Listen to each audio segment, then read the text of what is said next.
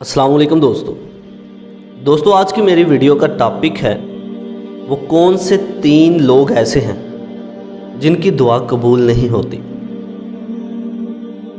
3 आदमी जिनकी दुआ कबूल नहीं होती। सबसे पहला,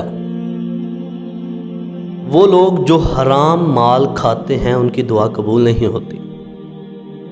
हम अल्लाह ताला से शिकवा करते हैं कि हमारी दुआएं कबूल नहीं होती, लेकिन हम अपने अमाल की तरफ नहीं देखते कि क्या हम हलाल की रोज़ी कमा रहे हैं या फिर हराम से गुजारा कर रहे हैं। जो इंसान हराम कमाता है, खुद हराम खाता है, अपने बच्चों को हराम खिलाता है, उसकी दुआएं कबूल नहीं होती।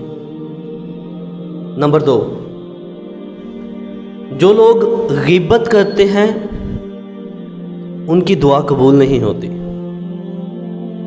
अगर हम अपने मुआशरे के अंदर देखें, अपनी सोसाइटी के अंदर देखें, तो हम में से बहुत सारे ऐसे लोग हैं जो ग़ीबत करते हैं। जब तक ग़ीबत नहीं करते उनको सुकून नहीं मिलता। हम सब लोग इस गुनाह में मुब्तला हो चुके हैं। तो ग़ीबत करने वाले की दुआ कबूल नहीं होती। नंबर 3, वो लोग जो अपने मुसलमान भाई से हसद करते हैं उनकी भी दुआ कबूल नहीं होती।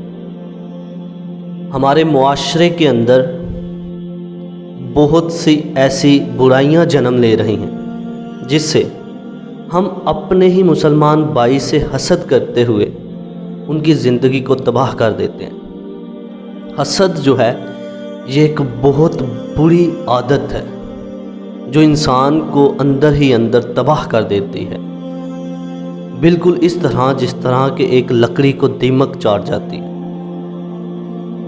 तो अल्लाह ताला हमें इन 3 तरह की बुराइयों से बचने की तौफीक अता फरमाए। हराम माल खाने से बचने की तौफीक अता फरमाए, ग़ीबत से बचने की तौफीक अता फरमाए और हसद ना करने की तौफीक अता फरमाए। हम अपने अंदर से इन बुराइयों को ख़त्म नहीं करते और हम ये कह रहे होते हैं हमारी दुआएं कबूल नहीं होती। हमारी दुआएं कैसे कबूल हों? हम ख़ुद को साफ़ नहीं कर रहे, हम ख़ुद गुनाहों से दूर नहीं हो रहे, तो दुआएं फिर कैसे कबूल हों? अल्लाह पाक मुझे आपको अमल की तौफीक अता फ़रमाए। आमीन।